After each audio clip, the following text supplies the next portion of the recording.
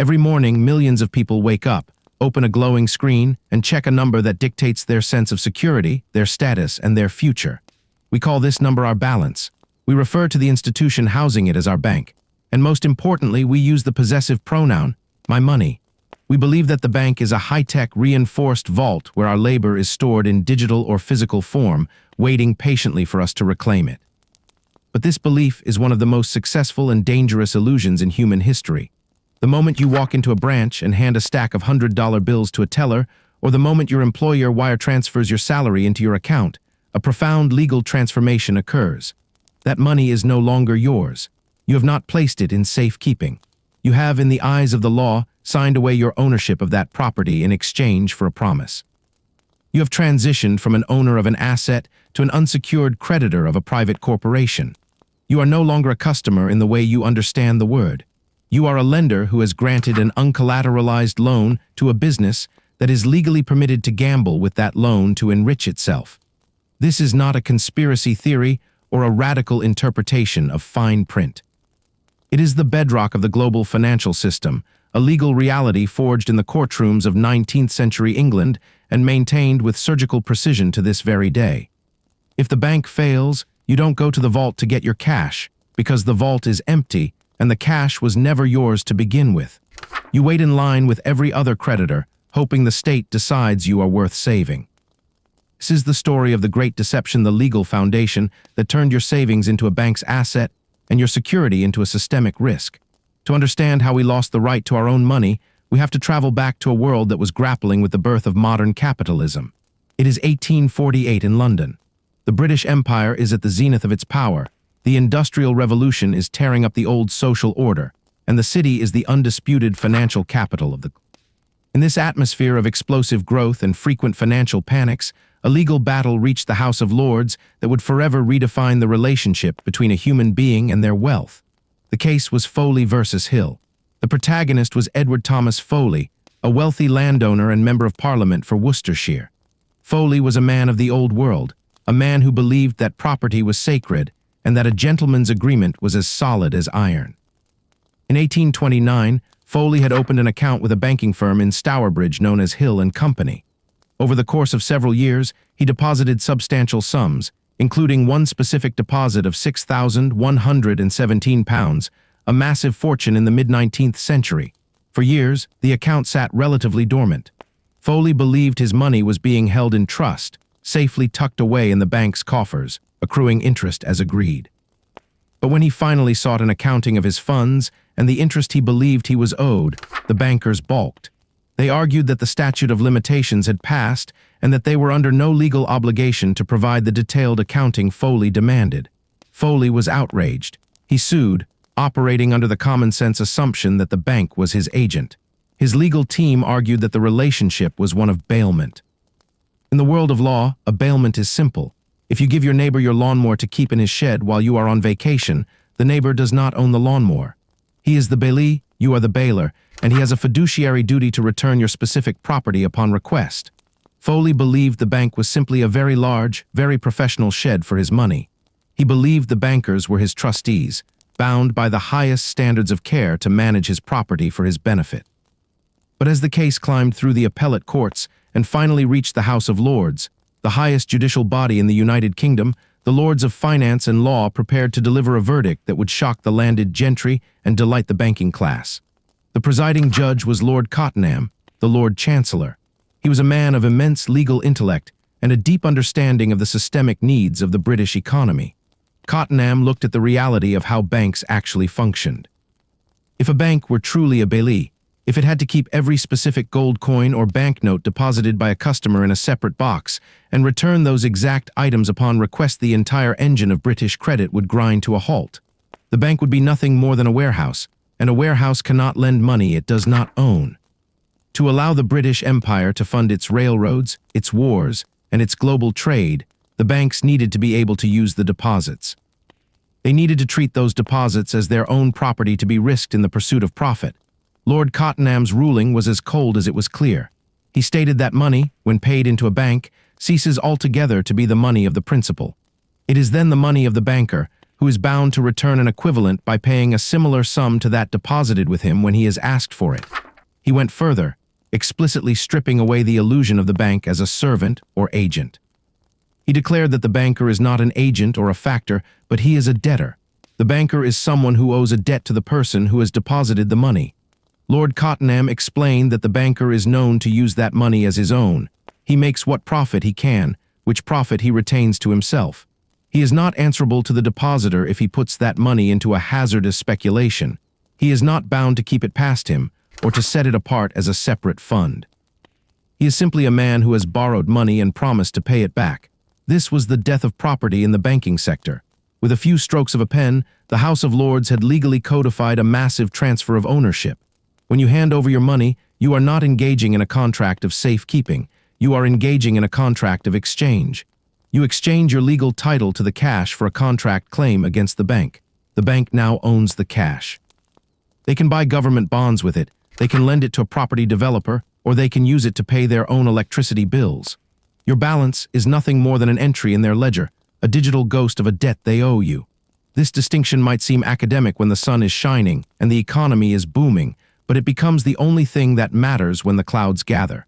Because you are a debtor, and specifically an unsecured debtor, you have no claim on any specific asset of the bank. If the bank has $10 in its vault and owes $20 to various people, you don't own a piece of that $10.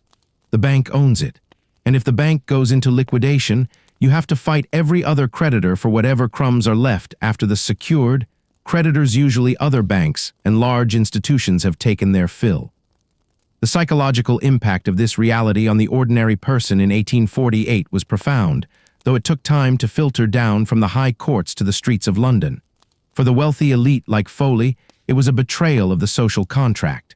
They realized that their wealth was far more precarious than they had imagined. For the burgeoning middle class, it was a lesson in the true nature of the system they were building. The banking system was not designed to protect the individual. It was designed to facilitate the flow of capital. The legal fiction of the deposit was necessary to keep the gears of the machine turning. If everyone understood that their money was being used to fund risky ventures across the ocean, they might be less inclined to leave it in the bank. So the system maintained a dual reality, a public-facing facade of safekeeping and a legal core reality of unsecured lending. This pattern has not changed in nearly 200 years. In fact, it has only become more entrenched and more obscured by layers of modern complexity. Today, when you look at your bank's balance sheet, you will see deposits listed under liabilities. This is the honest part of the accounting. To the bank, your money is a debt they owe. On the other side of the ledger, under assets, you will see the loans they've made with your money, the securities they've bought, and a tiny sliver of actual cash or reserves. In most modern jurisdictions, banks are only required to keep a small fraction of their deposits as reserves. This is known as fractional reserve banking, and it is only possible because of the legal precedent set by Foley versus Hill. If the bank didn't legally own your money, they couldn't lend out $9 for every $1 they hold. They would be breaking the law. But because they do own it, they are simply managing their own assets. We see the modern parallel of this legal trap every time a bank faces a liquidity crisis. Consider the collapse of Silicon Valley Bank in March of 2023. As word spread that the bank was facing a massive shortfall due to falling bond prices, a digital bank run began. Thousands of people and companies tried to move their money at the same time. But because of the Foley versus Hill reality, the money wasn't there. It had been transformed into long-term treasury bonds and mortgage-backed securities that had lost value. The depositors weren't trying to withdraw their own property. They were trying to call in a loan to a failing debtor. When the bank couldn't pay, it didn't just lose the depositors' money. It revealed that the money hadn't existed in an accessible form for a long time. The only reason a total catastrophe was averted was because the Federal Reserve and the FDIC stepped in to override the standard legal order, fearing that if people realized the unsecured creditor reality, every bank in the country would empty in 48 hours. They saved the depositors not because the law required it, but because the illusion had to be maintained at all costs. But the government cannot always afford to maintain the illusion. There are times when the state decides that the systemic survival of the bank is more important than the individual survival of the depositor. This is where the concept of the bail-in comes into play, a term we will explore deeply in later parts of this story. For now, it is enough to understand that the legal framework for a bail-in where the bank simply cancels its debt to you to save itself is built entirely on the foundation of 1848. If you own the money, they couldn't take it to pay their debts. But since they owe you the money, they can simply restructure that debt. They can tell you that your $100,000 is now $50,000 and some shares in a failing bank. And they can do this because, legally, they are just a debtor renegotiating with a creditor. The ordinary person today is in a much more precarious position than Edward Foley was in 1848. Foley at least had the benefit of dealing with physical gold and paper notes that had a tangible presence. Today, our deposits are purely digital. They are bits and bytes on a server owned by a corporation that is interconnected with thousands of other corporations in a web of derivatives, and debt that no single human being fully understands. When you use your debit card to buy a coffee, you aren't moving your money to the coffee shop.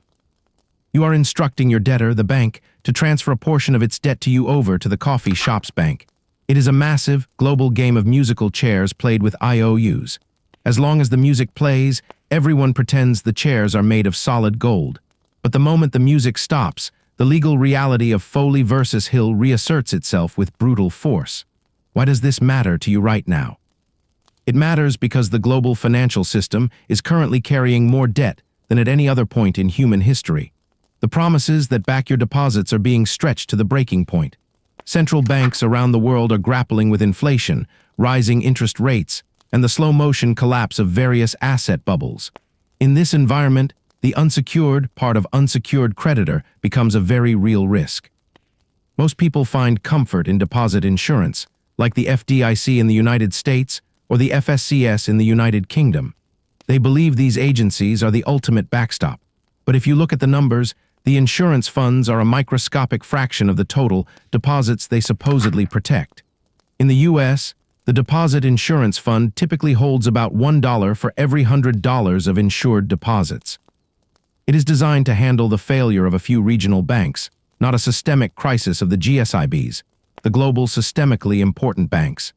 If a true systemic event occurs, the insurance fund will vanish in an afternoon, leaving the state with two choices: print massive amounts of money, destroying the currency's value, or invoke the legal reality of 1848 and let the depositors take the hit. History shows us that when the choice is between the survival of the state's financial heart and the savings of its citizens, the citizens almost always lose. The legal system is designed to protect the system, not the individual. Lord Cottenham knew this in 1848. He understood that the British Empire's power depended on the banks being able to use people's money as their own. He prioritized the circulation of capital over the sanctity of the deposit. We live in the world he created.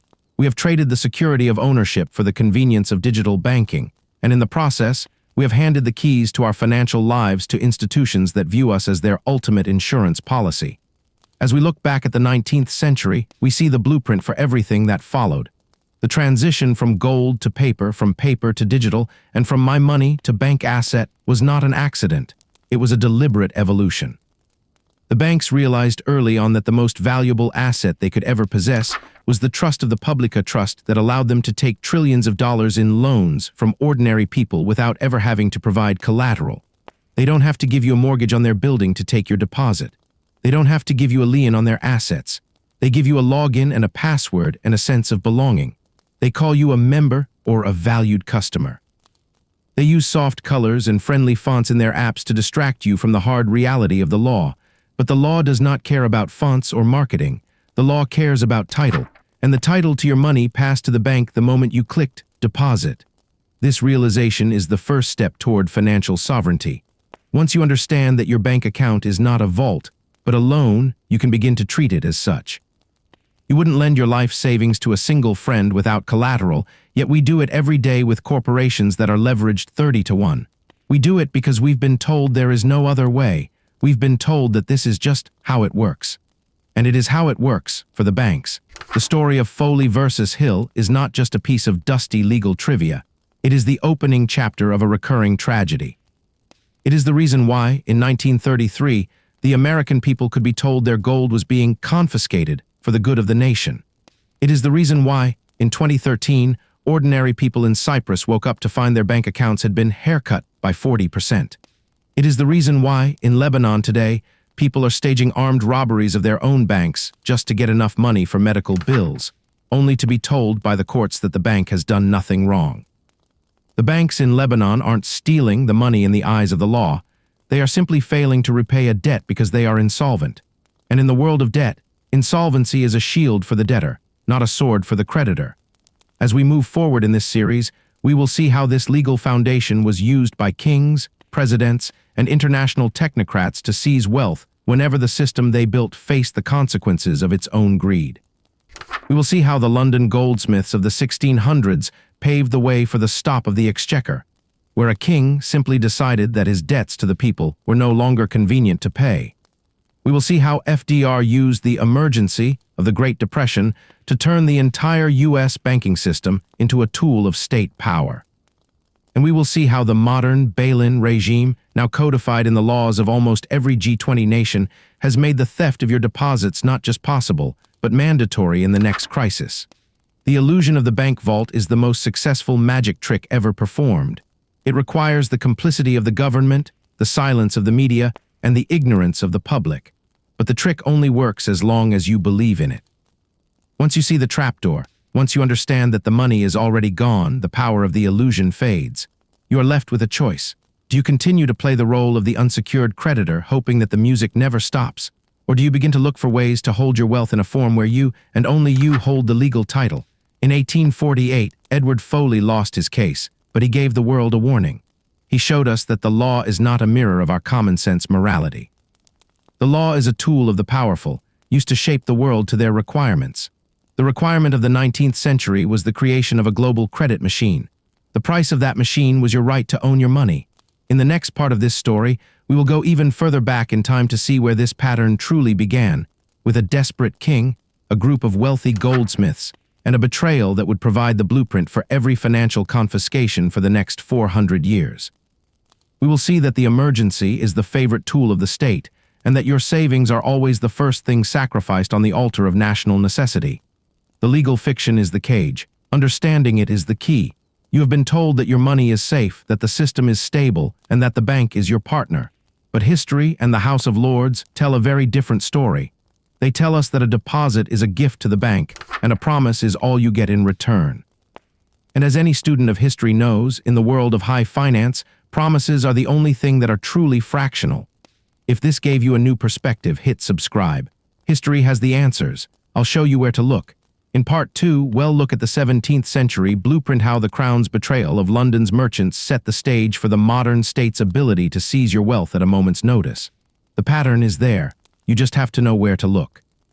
In Part 2, we'll look at the 17th century blueprint, how the Crown's betrayal of London's merchants set the stage for the modern state's ability to seize your wealth at a moment's notice. The pattern is there. You just have to know where to look. To understand why your local branch manager can legally tell you, no. When you ask for your own money, we have to travel back to a time when the very concept of a bank was being forged in the fires of war and royal desperation. We often imagine that the laws governing our finances were written by objective mathematicians or wise jurists looking to protect the common man. In reality, these laws were written by kings who were broke and bankers who were cleverer than the people they served. The year was 1640, and the setting was the Tower of London. At this time, the Tower was not just a prison. It housed the Royal Mint. London's wealthiest merchants and goldsmiths used the mint as a high-security warehouse. They believed that the stone walls of the tower and the prestige of the crown offered the ultimate protection for their physical gold bullion. It was a simple arrangement of bailment, the same legal concept as leaving your car at a valet or your coat at a cloakroom. You own the item. The facility merely guards it. But King Charles I was facing a rebellion in Scotland and a parliament that refused to grant him the taxes he needed to fund a war.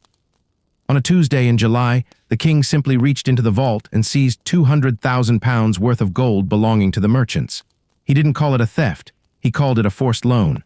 The merchants were eventually repaid, but the psychological seal had been broken. The safekeeping of the state was revealed to be a convenient fiction that lasted only as long as the state was solvent. This betrayal drove the merchants into the arms of the London goldsmiths. These craftsmen had private, secure vaults and were perceived as more trustworthy than a desperate monarch. This transition is the most critical moment in the history of your bank account. When people began leaving their gold with goldsmiths, they received a paper receipt. Initially, these receipts were simple claims on a specific bag of gold, but the goldsmiths soon noticed a pattern that would change the world. Most people never came back for their gold at the same time. In fact, most people didn't want the gold at all. They just wanted the receipt, because the receipt could be traded as money. This was the birth of fractional reserve banking. The goldsmiths realized they could issue more paper receipts than they had gold in the vault, lending out money that didn't technically exist and charging interest on it. But there was a legal catch that the public didn't fully grasp. By accepting a receipt instead of keeping their physical gold, the merchants had unknowingly moved from a bailment relationship to a debtor-creditor relationship. They were no longer owners of gold. They were owners of a promise. And as any historian will tell you, a promise is only as valuable as the person making it. By the time Charles II took the throne, the goldsmith bankers had become the primary financiers of the British government. The king needed money for the Third Anglo-Dutch War, and he had already borrowed heavily from the bankers. By 1672, the crown owed the goldsmiths roughly £1.3 million, a staggering sum at the time. On January 2, 1672, Charles II issued a proclamation that would become known as the Stop of the Exchequer. He announced that for 1 full year, the government would stop all payments on its debts to the bankers. He didn't say the money was gone. He simply said the government was postponing its obligations for the sake of national security. The effect was immediate and catastrophic. Because the bankers had used the merchants' deposits to fund these loans to the king, they suddenly had no liquidity. When the merchants rushed to the goldsmiths to demand their gold, the doors were barred. The stop didn't just affect the elite, it rippled through the entire economy. Ordinary people who had never even met a goldsmith found their wages unpaid and their local markets frozen.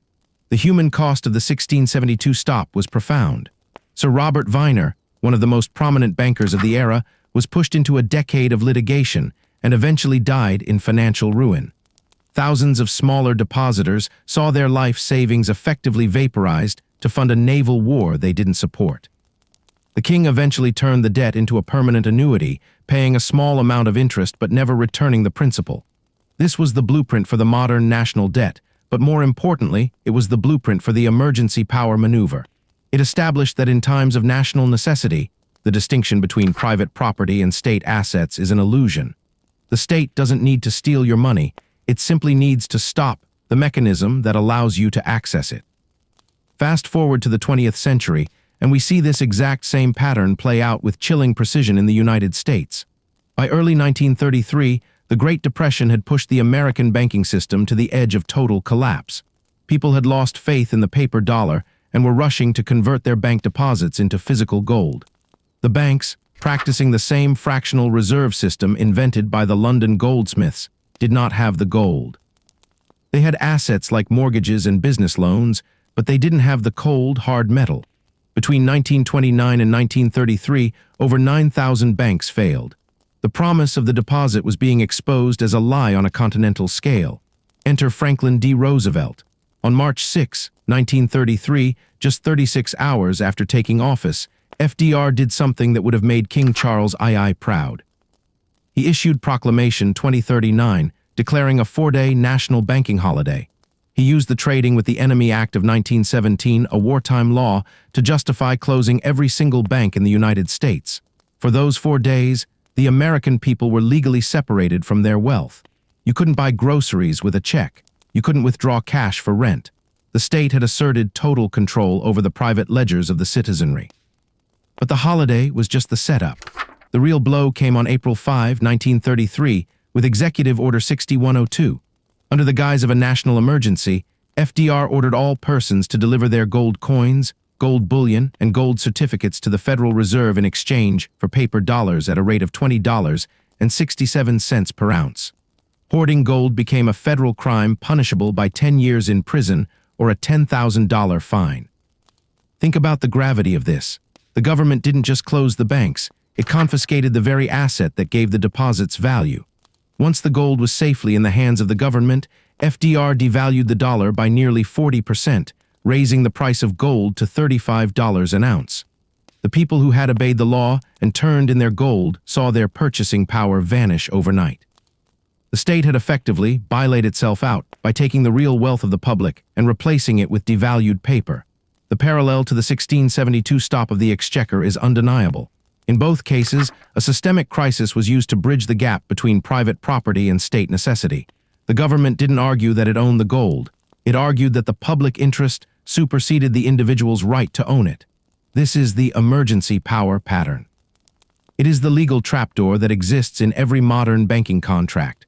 Ordinary people in 1933 were told that these measures were for their own protection. FDR's famous fireside chats were a masterclass in psychological warfare.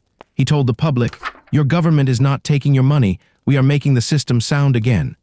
But the soundness of the system was built on the ruins of individual property rights.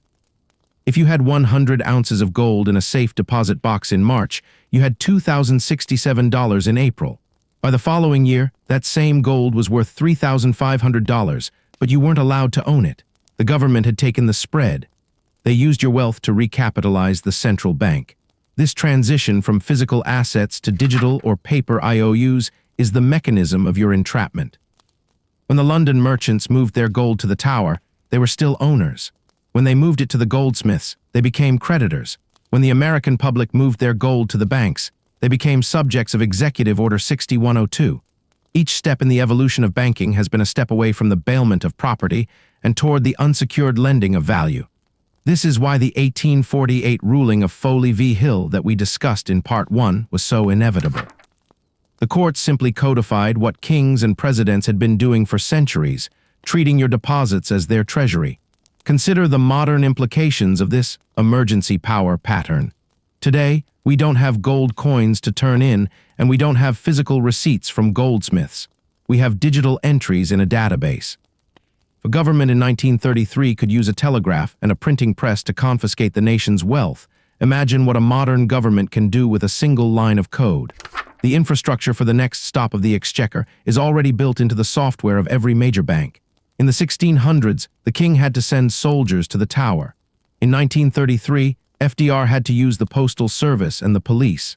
Today, the holiday happens at the speed of light. When we look at the 2023 banking crisis, specifically the collapse of Silicon Valley Bank and the forced merger of Credit Suisse, we see the ghost of 1672.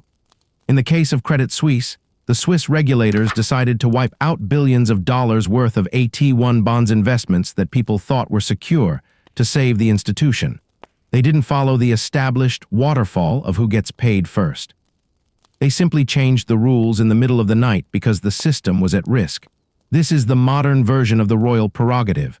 The laws of finance are written in pencil, and the state holds the eraser. The Great Depression and the stop of the exchequer teach us that the banking system is not a service provided to you. It is a system of control that manages you. The bank balance you see on your smartphone is a psychological sedative. It is designed to keep you calm and keep you participating in the system. But that number is not money. It is a measurement of the bank's debt to you. And as the merchants of London and the gold holders of 1933 learned, a debt is only repaid if the debtor feels like it, or if they aren't facing an emergency that makes your ruin more convenient than their own. The pattern is clear. Crisis leads to emergency powers, which lead to the suspension of property rights, which lead to the reorganization of your wealth for the benefit of the state. It happened in 1672, it happened in 1933, and as we will see in the next section, it happened in 2013 in a way that provides the literal manual for how your bank account will be handled in the next global crash. The transition from bailout to bail-in isn't a theory, it's a documented historical evolution. What happened to the ordinary person in these scenarios? In 1672, they went hungry because the money of the realm the goldsmith note stopped being accepted at the market. In 1933, they lost 40% of their international wealth overnight and were forced into a paper currency system that has lost over 98% of its value since. The elites, the ones who saw the stop coming or the ones who drafted the executive order, always seem to find a way to move their wealth into outside assets before the doors lock. The merchants who kept their gold in their own cellars in 1640 were the only ones who didn't lose it to Charles I. As we move into Part 3, we will look at the modern proof of concept. We will travel to the Mediterranean island of Cyprus, where in 2013, the emergency power pattern was updated for the digital age. We will see how the legal fiction of depositor as creditor was used to literally delete money from bank accounts to save a failing currency union. If you think the events of 1672 or 1933 are ancient history, the Cyprus haircut will change your mind. It was the moment the world's central bankers realized they didn't need to ask for permission anymore. They just needed a weekend and a bank holiday. The blueprint is complete. Now they are just waiting for the right crisis to execute it on a global scale. To understand the modern reality of your bank account, we have to move past the dusty ledgers of Victorian England and the radio broadcasts of the Great Depression. We have to look at what happened when the theoretical legal status of a deposit, that unsecured loan we discussed, was finally put to the test in the digital age. It was a sunny Saturday morning in March 2013 when the citizens of Cyprus woke up to find that the invisible walls of the financial matrix had finally closed in. For decades, Cyprus had marketed itself as a sunny tax haven, a Switzerland in the Mediterranean, where wealthy Russians, British retirees, and local entrepreneurs could park their cash with absolute confidence. But by 2013, the nation's two largest banks, Laiki Bank and the Bank of Cyprus, were drowning in toxic Greek debt. The bill had come due, and the traditional method of fixing such a mess, the taxpayer-funded bailout, was no longer politically palatable in the halls of Brussels or Berlin. The world watched in a state of clinical shock as the Eurogroup, the IMF, and the European Central Bank performed what they called a resolution.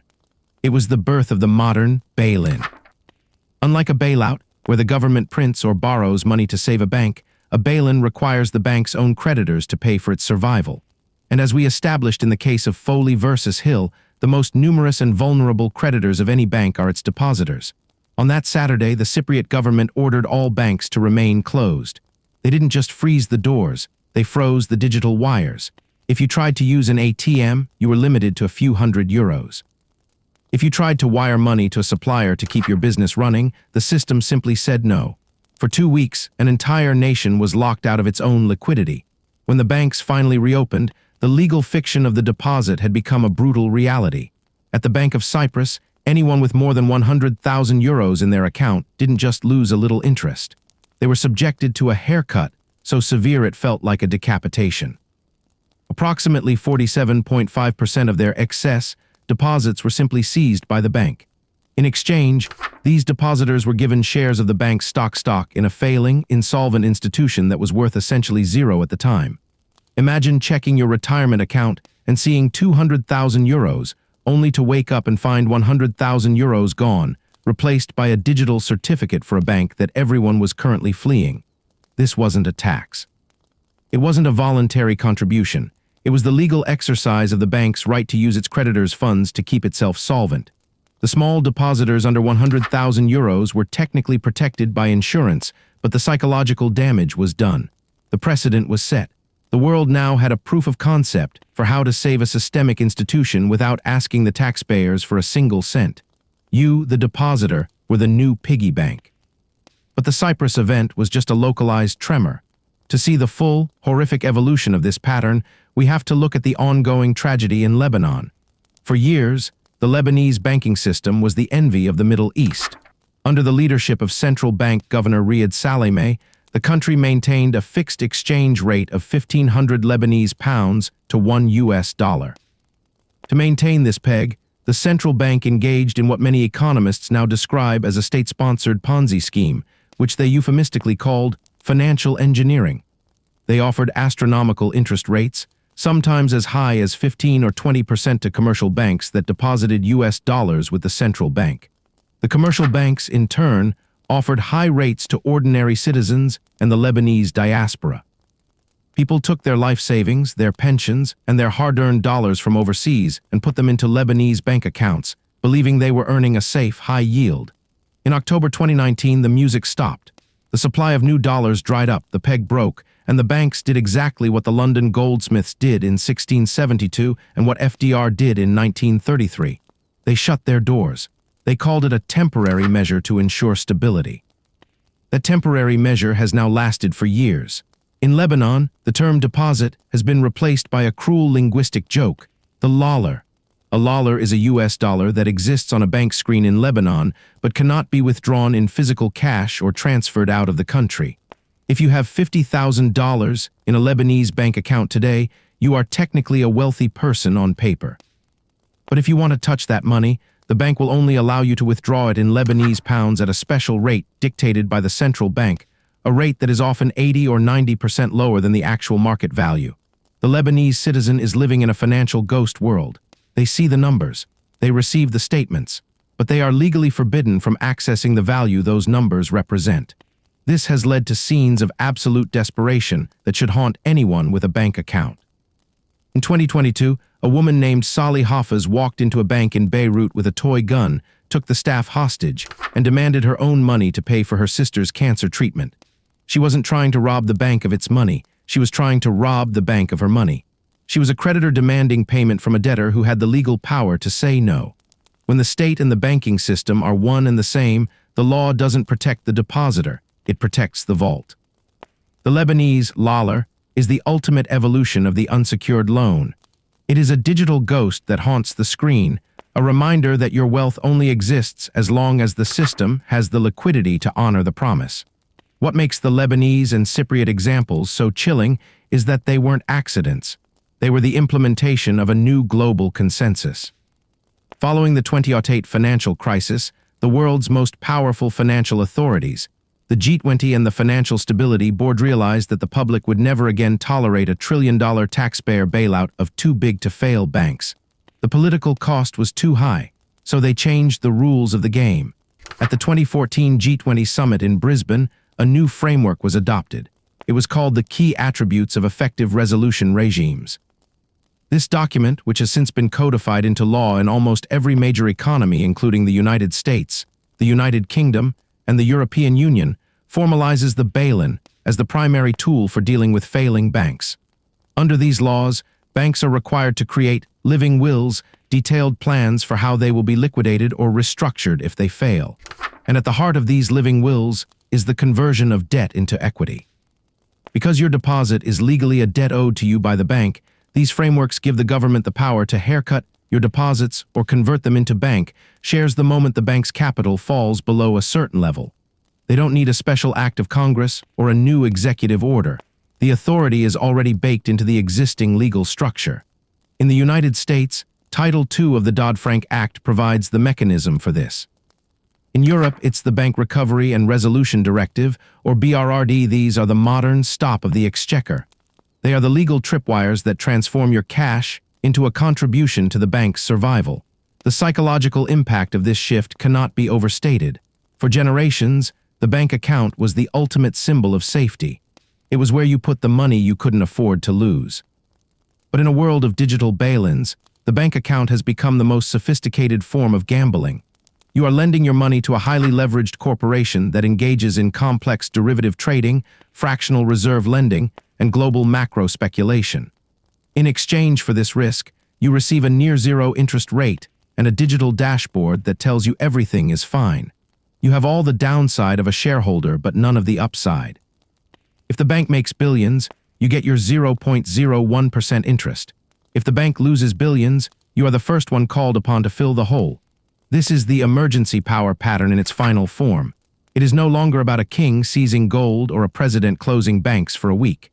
It is a permanent, globalized legal infrastructure designed to ensure that the system never dies, even if the individuals within that system are sacrificed. The distinction between private property and systemic asset has been permanently blurred. When you look at your bank balance on your phone today, you are looking at a flickering light in a vast, interconnected grid. That light represents a promise, and that promise is conditional. It is conditional on the bank's solvency, the government's stability, and the continued functioning of the global resolution framework. In Lebanon, the people learned this lesson the hard way. They watched as their life's work evaporated into a series of circulars issued by a central bank that had run out of other people's money. They realized that a deposit is not a physical thing you can hold. It is a legal relationship that can be severed at any moment by the stroke of a pen. The Lebanese didn't lose their money because they were irresponsible. They lost their money because they believed the legal fiction that the money was theirs. They forgot that they were unsecured creditors to a state that had no intention of paying them back. As we move toward an increasingly digital financial future, this risk only intensifies. In the past, a bank run was a physical event.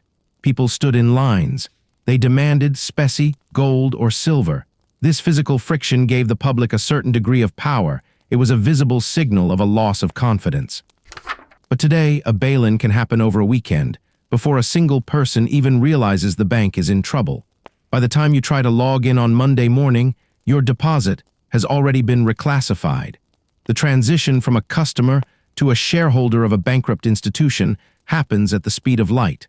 The world's central bankers realized that they don't need to seize your property if they can simply redefine it. If they can turn your money into a liability and your savings into capital, they have solved the problem of the bank run by making the run legally impossible. You cannot run from a bank that has already converted your exit ramp into a wall. This is the blueprint. It was tested in Cyprus. It is being perfected in the slow-motion collapse of Lebanon, and it is now the law of the land in every major financial capital on earth. The question is no longer whether they can take your deposits. That legal question was settled in 1848. The question is under what specific conditions of systemic necessity they will choose to execute the plan. History tells us that necessity is the most flexible word in the government's vocabulary. Whenever the math of the system no longer adds up, the promises made to the individual are the first things to be erased. We are living in an era where the bank doesn't just hold your money, it owns the very definition of what your money is. But this realization is not meant to inspire panic. It is meant to inspire a cold, calculated reassessment of risk. To understand that the safest place for your money might actually be the most legally precarious is the beginning of financial wisdom. The bail-in is not a bug in the system. It is the ultimate fail-safe for a system that has outgrown its own ability to remain solvent. It is the realization that in the eyes of the law, there is no such thing as are only creditors. And in the hierarchy of high finance, the small creditor is always the one who pays the bill. 3 centuries of evolution have led us to this point. From the King's Mint to the digital ledger, the story remains the same. The state and the banks will always protect the architecture over the occupants. As we look toward the modern implications of this reality, from the Dodd-Frank Act to the rise of programmable central bank digital currencies, the pattern becomes even more aggressive. The legal trap is set, and the doors are already beginning to creak shut. We must now look at the specific laws that govern your money today, and how the living wills of the world's largest banks have already mapped out exactly how much of your savings they plan to take when the next, unforeseen crisis arrives. The blueprint is complete. The bank holiday of 1933 has been replaced by the resolution regime of the 21st century. The tools are more precise, the legal language is more sophisticated, but the outcome for the person standing at the teller window or staring at their phone screen is identical. You are the ultimate insurance policy for the global financial system. And as any insurance company will tell you, the policy is only useful if it can be cashed in when the house is on fire. By now, the pattern should be undeniable.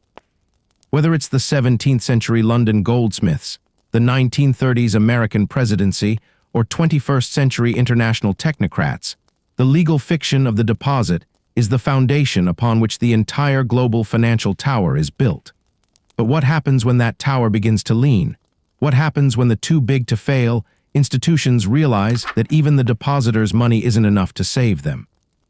That is where we head next, into the heart of the modern legal framework, the living wills of the global banking giants, and the terrifying reality of what deposit insurance actually looks like when the math of a systemic collapse finally meets the reality of an empty vault.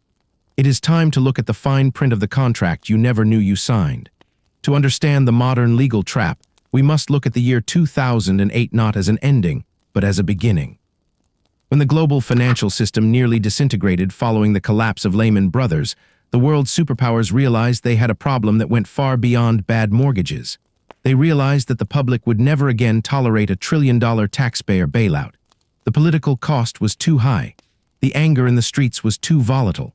So behind closed doors in the years that followed, the architects of global finance drafted a new blueprint. They didn't fix the instability of the banks. Instead, they changed the definition of who pays for the next collapse. This is the era of the statutory bail-in, a legal framework designed to ensure that the next time a global bank fails, the government won't reach into the public treasury. Instead, the bank will reach into your account. The foundation of this new reality was laid in 2009, when the G20 nations established the Financial Stability Board, or the FSB. This wasn't just another committee of bureaucrats. It was a global command center tasked with harmonizing the banking laws of every major economy on Earth. Their mission was clear: end the era of too big to fail by creating a system where banks could fail without bringing down the state. But there was a catch. To keep the state safe, the creditors had to be sacrificed. And as we established in the first part of this journey, the largest group of unsecured creditors in any bank are the depositors. In 2011, the FSB released a document titled Key Attributes of Effective Resolution Regimes for Financial Institutions. It sounds dry, almost intentionally boring, but within its pages lies the end of private property as you know it. It mandated that every member nation, including the United States, the United Kingdom, and the European Union, must have the legal authority to write down or convert a failing bank's liabilities into equity. In plain English, this means the bank has the power to take the money you thought was yours and replace it with shares of a failing bank's stock. They don't need your permission. They don't even need a court order. The law itself grants them the right to perform this financial alchemy the moment the bank's capital ratios drop below a certain line. In the United States, this global directive was codified into law through the Dodd-Frank Wall Street Reform and Consumer Protection Act of 2010. Specifically, we must look at Title II. This section created the Orderly Liquidation Authority. It was sold to the public as a way to punish greedy bankers and protect the economy. The rhetoric was masterful. Politicians promised that never again would the American taxpayer be on the hook for a bank's mistakes. But if the taxpayer isn't paying, who is? Title II provides the answer. It gives the Federal Deposit Insurance Corporation, the FDIC, the power to seize a failing, systemically important bank and implement a single point of entry resolution. Under this strategy, the FDIC doesn't just close the doors and hand out insurance checks. Instead, they keep the bank running by wiping out the shareholders first, then the bondholders, and finally, if more capital is needed, the unsecured creditors. That is you. Your deposit is legally transformed from a liquid asset into a loss-absorbing instrument. You become the buffer that keeps the global financial system from vibrating itself to pieces. The law effectively treats your savings account as a voluntary contribution to the bank's survival fund. But what about the promise of insurance? What about that familiar gold and blue FDIC sticker on the bank's front door? This is where the psychological sedative meets the cold reality of mathematics. The FDIC's Deposit Insurance Fund, the actual pool of money meant to protect depositors, is a fraction of the total deposits in the American banking system. As of 2023, the fund held roughly $128 billion. That sounds like a massive amount of money until you realize that there are over $17 trillion in total deposits across the country. The math is simple and terrifying. For every $100 you have in the bank, the insurance fund has roughly $1.28 to back it up. The system relies entirely on the assumption that every bank won't fail at once. It is a confidence game. The guarantee only works if it is never fully tested. If a single mid-sized bank fails, the fund is fine. If a global giant like J.P. Morgan Chase or Bank of America faces a systemic crisis, the fund is a drop of water in a desert. The law recognizes this, which is why Title II of Dodd-Frank exists. It is the backup plan for when the insurance fails. It is the legal permission for the state to stop pretending that your money is safe and start using it as a structural support beam for the failing tower of high finance. We saw the first cracks in this facade in March of 2023. The collapse of Silicon Valley Bank and Signature Bank sent shockwaves through the world. For a few frantic days, it looked like the bail-in era had finally arrived in America. Silicon Valley Bank had billions of dollars in uninsured deposits money belonging to tech startups, venture capitalists, and wealthy individuals that exceeded the $250,000 insurance limit. According to the strict letter of the law, those people should have taken a haircut. They should have lost a significant portion of their money to save the system. But the government blinked. Fearing a total contagion that would see every regional bank in the country drained of cash by Monday morning, the Treasury Department, the Federal Reserve, and the FDIC invoked what is known as the systemic risk exception. They decided to protect every penny, even the uninsured ones. The mainstream media hailed this as a rescue.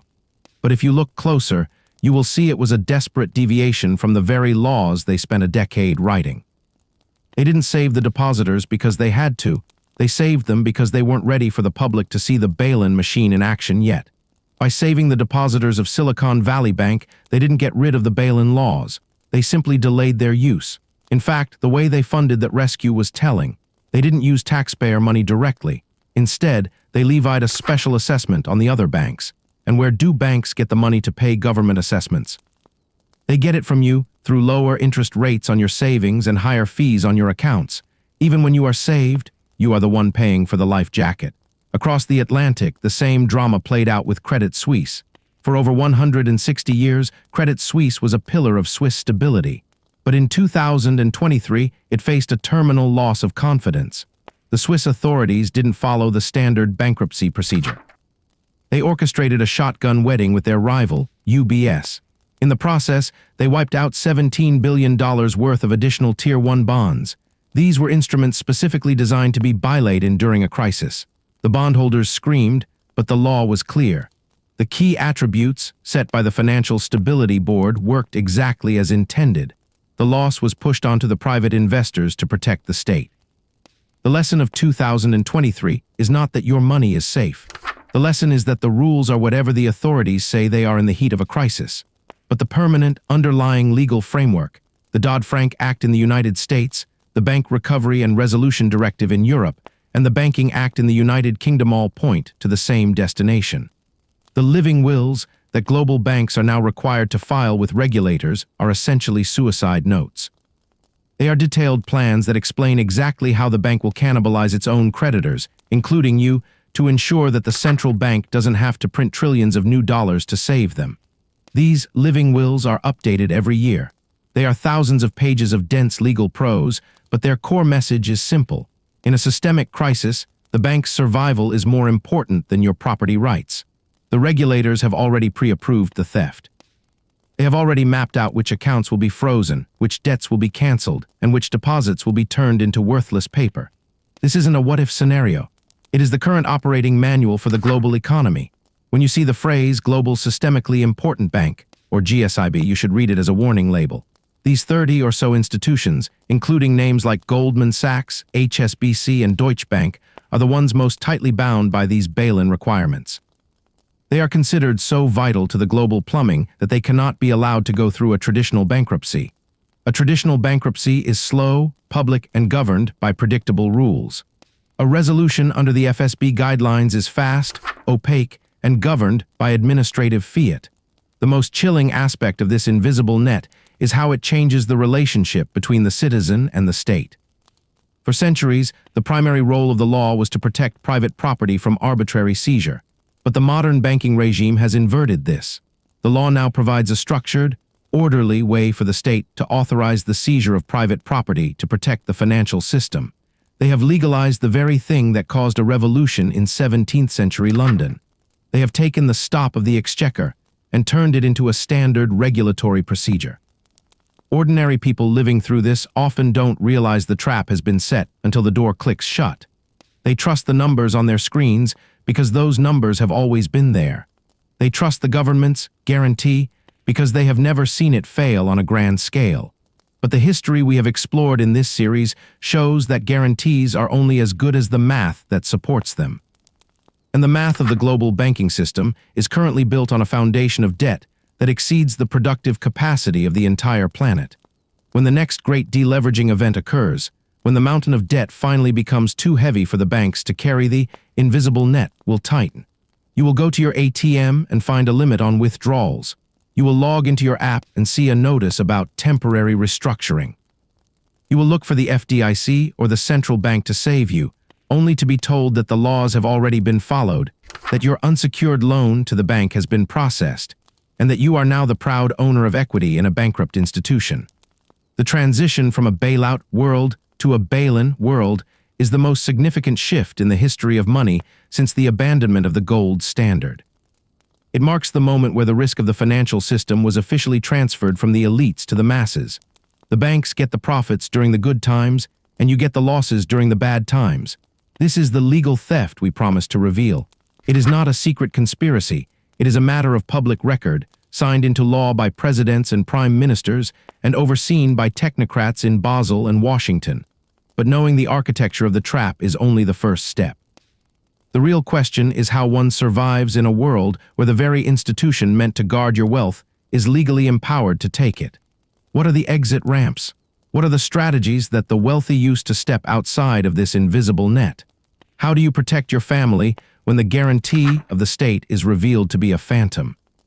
As we move into the final chapter of this story, we will look at the ultimate evolution of this system, the central bank digital currencies that threaten to make the bail-in permanent and programmable. But we will also look at the outside the system strategies. From the ancient security of physical gold to the modern defiance of decentralized finance, there are ways to reclaim your status as an owner rather than an unsecured creditor. Whether it is jurisdictional arbitrage or the operating account mindset, the time to prepare is while the system is still pretending to be stable. The tower of high finance is leaning, and the living wills are already signed and filed. The question is no longer if the system will demand a sacrifice, but how much of that sacrifice will be yours. It is time to move beyond the illusion of safety and into the reality of protection. We are heading into the final part of our journey, the strategy for the end of the bank deposit and the birth of a new era of financial sovereignty. It is time to learn how to walk through the net without getting caught. Wait until you see how the final piece of the puzzle, the programmable dollar, is being designed to ensure you can never truly leave. That is where we head next, into the endgame of the financial matrix and the ultimate guide to protecting what is yours. If you followed us this far, you're already ahead of 99% of the population. Now let's talk about how you survive. That is where we head next, into the endgame of the financial matrix and the ultimate guide to protecting what is yours. If you followed us this far, you're already ahead of 99% of the population. Now let's talk about how you survive. To understand the future of your money, we have to look at the final evolution of this 400-year-old legal trap. For centuries, the banking system has relied on a delicate layer of obfuscation. You thought you owned your money, but the law said you were merely an unsecured creditor. You thought the bank was a vault, but the law said it was a private corporation using your capital to gamble on derivatives. This friction, the gap between what you believe and what the law dictates, has always been the system's greatest vulnerability. When people realize the truth, they run for the exits. They demand physical cash. They demand gold. They demand a way out of the digital ledger. But what if the exits were removed? What if the very concept of outside the system was engineered out of existence? This is not a conspiracy theory. It is the stated goal of the world's most powerful financial institutions, and it is manifesting through the development of central bank digital currencies, or CBDCs. To see the blueprint of this final stage, we have to look at the words of the men who run the system. In October of 2020, Agustin Carstens, the general manager of the Bank for International Settlements, the central bank for central banks, made a chillingly clear distinction during an IMF panel. He explained that with our current system of physical cash, the central bank doesn't know who is using a $20 bill or how they are spending it. But with a CBDC, the central bank has absolute control over the use of that money. He used those exact words, absolute control. He further noted that the central bank would have the technology to enforce the rules of how that money is used. This is the ultimate evolution of the legal fiction we explored in Part 1. In the world of Foley versus Hill, the bank owned your deposit, but you could still withdraw it and disappear into the anonymity of physical currency. You could take your debt and turn it into a physical asset that the bank no longer controlled. CBDCs represent the closing of that loop. When money becomes purely digital and issued directly by the state or the central bank, the distinction between a deposit and permission vanishes. Your wealth becomes a line of code that can be programmed to expire, restricted to certain zip codes, or deactivated if your social behavior doesn't align with state mandates. We saw a terrifying dress rehearsal for this in Nigeria in late 2022. The Nigerian government, desperate to force its population into using the e-naira, its new CBDC, began a process of demonetization. They announced that old high-denomination banknotes would cease to be legal tender. To make matters worse, they slashed cash withdrawal limits at ATMs to just $45 per day. The goal was simple: starve the population of physical cash until they had no choice but to use the digital app controlled by the central bank. The result was chaos. Riots broke out in the streets of Lagos and Abuja. People stood in lines for 10 hours only to be told the machines were empty. Ordinary Nigerians, whose families had survived for generations on the tangible exchange of value, suddenly found that their money was a digital ghost that they weren't allowed to touch. This is the endgame of the unsecured creditor model. When the bank or the state owns the asset and you only own the promise, they can change the terms of that promise at any second. They don't need to seize your money in the middle of the night.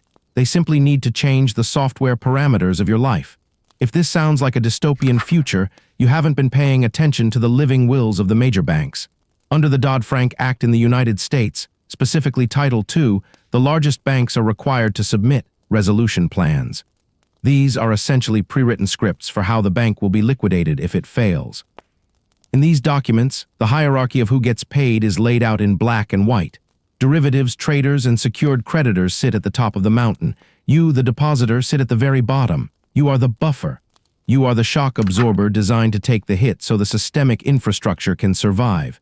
The system is telling you exactly what it intends to do. The question is, why are you still acting like a customer? To survive the coming decades, you must undergo a fundamental psychological shift. You must stop viewing yourself as a customer of a bank and start viewing yourself as an unsecured lender to a highly leveraged financial institution. When you look at your bank balance, you shouldn't see money. You should see a risk-weighted loan that you have granted to a corporation. Once you make that shift, your behavior changes. You stop leaving your life savings in a single bucket. You start looking for exit ramps. The first practical step in the duck finance strategy is the 30-day operating account rule. In a world where bail-ins are the legal standard, keeping more than 30 to 60 days of liquidity in any single commercial bank is a statistical gamble you don't need to take. Your bank account should be treated like a hallway, not a room. Money should flow through it to pay bills and handle immediate expenses, but it should never be allowed to settle there in large quantities. By maintaining only what you need for the short term, you limit your bail-in footprint. If a Cyprus-style haircut occurs, or if a Lebanese-style Lawler freeze is implemented, the damage to your total net worth is capped. You have transformed a potential catastrophe into a manageable business loss. But where does the rest of the money go? This is where we look to the wisdom of those who survived the Great Depression and the hyperinflation of the Weimar Republic. History shows that in every systemic collapse, there is a flight to non-liability assets. A liability asset is something that requires someone else to keep a promise for it to have value. Your bank deposit is a liability asset because it requires the bank to remain solvent. A government bond is a liability asset because it requires the taxpayers of the future to be able to pay. A non-liability asset is something that is nobody else's debt. It is outside the system. Historically, this meant physical gold and silver. In the 1930s, when FDR issued Executive Order 6102 to confiscate gold, he did so because he knew that as long as people held physical gold, they had a veto power over the government's ability to devalue the currency.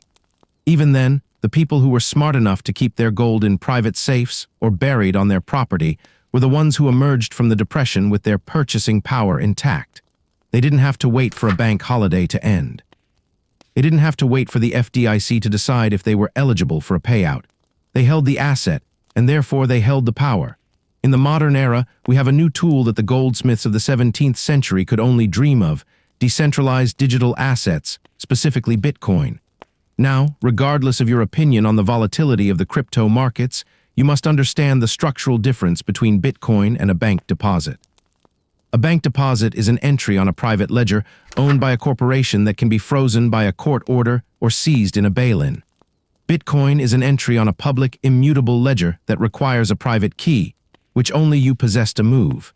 It is the first time in human history that we have a bearer asset that can be moved across borders at the speed of light without the permission of a bank. It is the digital equivalent of the gold coins the London merchants tried to hide from King Charles II. It represents a systemic exit ramp. By holding a portion of your wealth in assets that are not the liability of a bank, you are effectively opting out of the Foley versus Hill legal trap. You are moving from a world of permissions back to a world of property. But diversification isn't just about what you own, it's about where you own it. This brings us to the concept of jurisdictional arbitrage. In 1933, as the American banking system was collapsing, the wealthy didn't just buy gold. They moved their capital to jurisdictions that had different legal frameworks. They understood that if the legal fiction of deposits was being weaponized in one country, the only defense was to have a foothold in another. Today, this is more difficult due to global reporting standards like FATCA and the Common Reporting Standard, but the principle remains.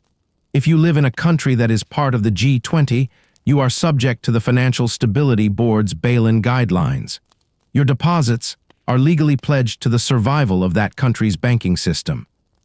By spreading your liquidity across different jurisdictions, perhaps a stable neutral country like Switzerland or a rising financial hub in Southeast Asia, you ensure that a single government's emergency decree cannot wipe you out. You are creating a lifeboat strategy.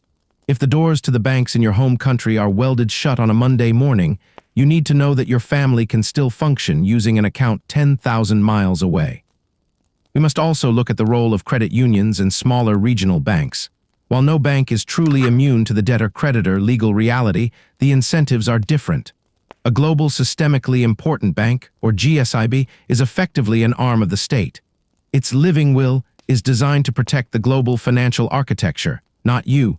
A local credit union, however, is member-owned. While they still operate under the same fractional reserve laws, they are not entangled in the quadrillion-dollar derivatives market that threatens the giants like Deutsche Bank or JP Morgan. During the 2023 banking crisis, when Silicon Valley Bank and Signature Bank went under, we saw a massive flight to safety toward the big banks. People thought, the government will never let JP Morgan fail. And while that might be true, the price of that safety is your total submission to the bail-in regime. The too big to fail banks are the ones where the bail-in laws will be most aggressively applied, because they are the only ones big enough to crash the entire world. By moving your operating capital to smaller, more conservative institutions, you aren't just moving your money, you are moving away from the epicenter of the next explosion. The most important insight I can give you is this. The system relies on your silence and your assumptions. It relies on the fact that you will never read the terms of service of your checking account. It relies on the fact that you will continue to believe the safekeeping myth long after the law has abandoned it. Every time a crisis hits, whether it's London in 1672, Washington in 1933, or Nicosia in 2013, the people who are shocked are the ones who believed the marketing.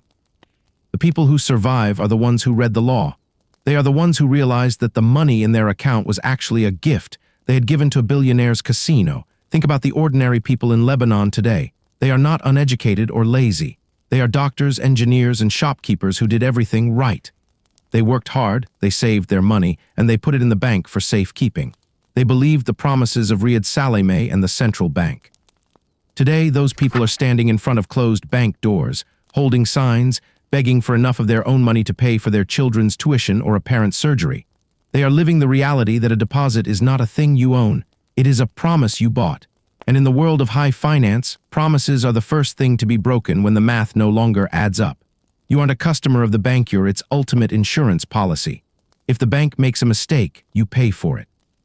The government overspends, you pay for it.